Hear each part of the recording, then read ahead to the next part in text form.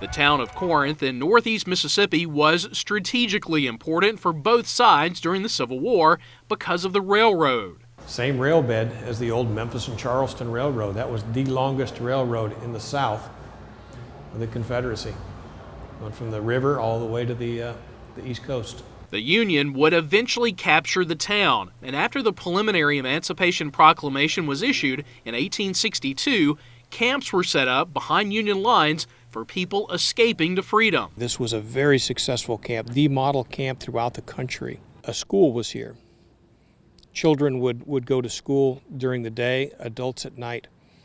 And it's significant that this was the first opportunity they had to learn to read and write, because it was illegal in the state of Mississippi for slaves to learn to read and write. Along with the school, there was a church, a hospital, and every home made of wood had a garden to tend. The freedmen cultivated 400 acres of land.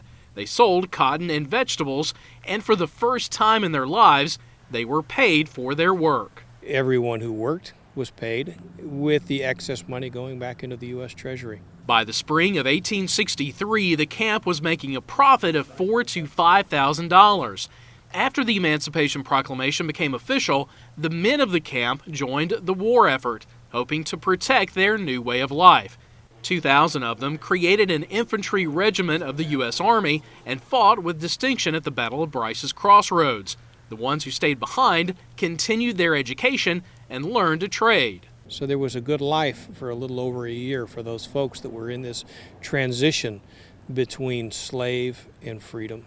The Corinth Contraband Camp was the first free African-American village in Mississippi, but it was gone by the end of 1863. Corinth had become no longer strategically important, and therefore the Union felt no need to keep a garrison here. The troops were needed elsewhere. So without the protection of the Union Army, the camp had to be disbanded.